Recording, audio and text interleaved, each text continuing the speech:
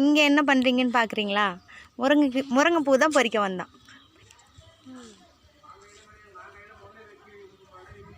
இதை வச்சு என்ன பண்ண போகிறேன்னு தானே யோசிக்கிறீங்க.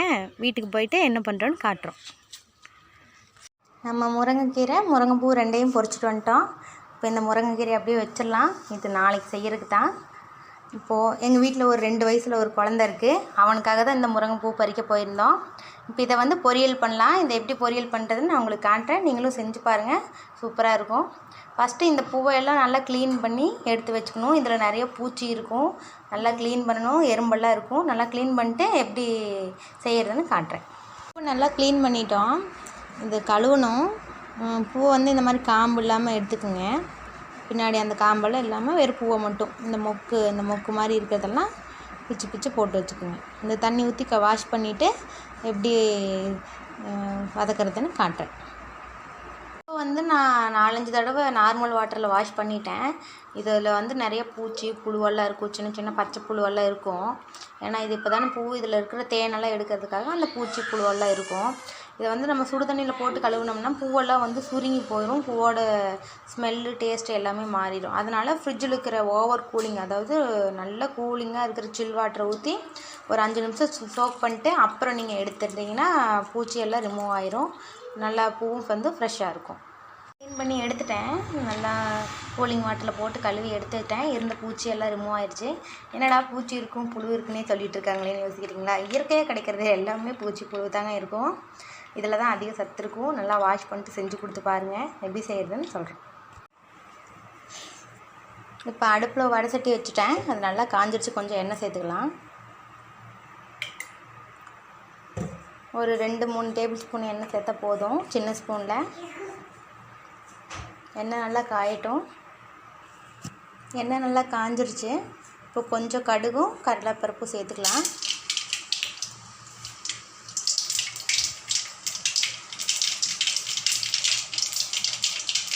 இது பொரிஞ்சதுமே ஒரு சின்ன சைஸ் பெரிய வெங்காயம், 2-3 பச்சை மிளகா, ஒரு கைப்பிடி கருவேப்பிலை சேர்த்து நல்லா வதக்கிக்குங்க.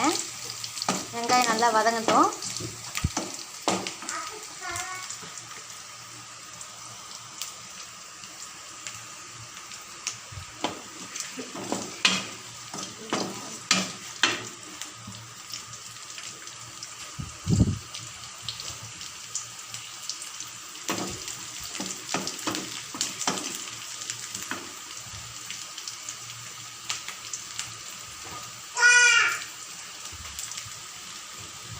நான் ஃபஸ்ட்டே சொல்ல மறந்துட்டேன்.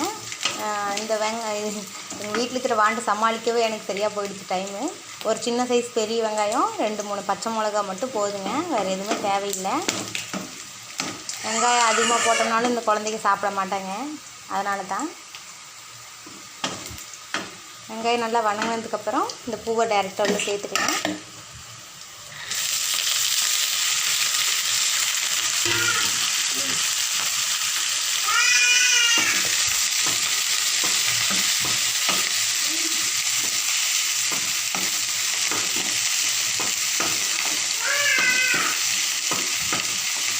பூவு நல்லா எண்ணெயிலே வந்து நல்லா சுருங்குற அளவுக்கு ஃப்ரை பண்ணணும். இது தண்ணியெல்லாம் ஊற்றி வேகவெல்லாம் வைக்க தேவையில்லைங்க. நல்லா இப்படி கைவிடாமல் வதக்கிட்டே இருந்தீங்கனாலே போதும். இந்த எண்ணெய்க்கே நல்லா சுருங்கிடும் பூவு. இப்போ எண்ணெயில் பூவெல்லாம் நல்லா சுருங்கிடுச்சு. இந்த டைமில் கொஞ்சம் உப்பு போட்டுக்கலாம். கொஞ்சமாக போட்டால் போதும். சாப்பிட்டு பார்த்துட்டு பத்தலைன்னா போட்டுக்கோங்க.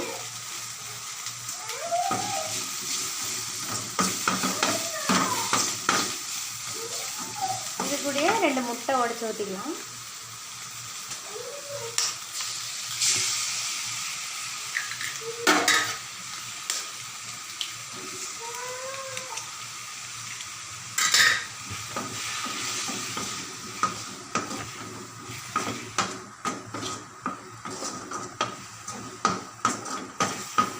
சாப்பிட்றதுக்கு அப்படியே முட்டை பொரியல் மாதிரியே இருக்குங்க. நீங்களும் ட்ரை பண்ணி பாருங்கள்.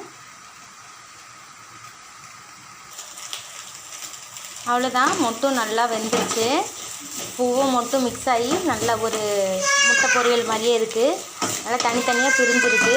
இந்த ஸ்டேஜில் கொத்தமல்லி தழை மட்டும் கொஞ்சமாக போட்டு கிளறி இறக்கிக்குங்க. அவ்வளோதான், முடிஞ்சு. நல்லா சூடான சாப்பாட்டில் வச்சு கசகசன்னு நல்லா பிணைஞ்சு குழந்தைக்கு ஊட்டுங்க. 8 மாத குழந்தையிலேருந்து இதெல்லாம் கொடுக்கலாம். நல்லா சாப்பிடுவாங்க, டேஸ்ட்டாகவும் இருக்கும். பெரியவங்களும் சாப்பிட்லாம். செஞ்சு பார்த்துட்டு எப்படி இருக்குன்னு கமெண்ட்டில் சொல்லுங்கள். பாய். இதில் நீங்கள் தேங்காய் கூட வேணுன்னா ஆட் பண்ணிக்கலாம். நான் குழந்தைக்கு செஞ்சதுனால சரி வெயில் ஓவராக இருக்குது, அவனுக்கு நெஞ்சு கறிக்கும்ன்ட்டு நான் போடல. நீங்கள் பெரியவங்களாம் சாப்பிட்ற மாதிரி இருந்தால் கொஞ்சம் தேங்காய் கூட துருவி நீங்கள் சேர்த்துக்கலாம், நல்லாயிருக்கும். தம்பிக்கு போட்டு ஊட்டி பார்க்கலாம், சாப்பிட்றேன். நான் இதுக்கு முன்னாடி செஞ்சு கொடுத்துருக்கேன், பார்க்கலாம்.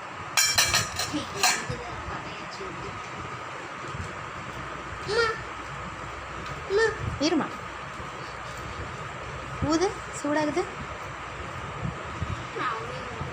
நல்லா கையில் பிறஞ்சிங்கனாலே கசகசன்னு ஆகிடும்.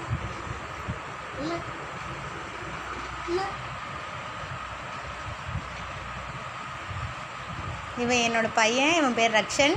இது என்னோடய சிஸ்டர் என்ன பொண்ணு, பேர் சஸ்மிதா. நல்லா இருக்கா? திம்மின்றார் உனக்கு. சஸ்மிதா நீ சாப்பிட்டுப்ப.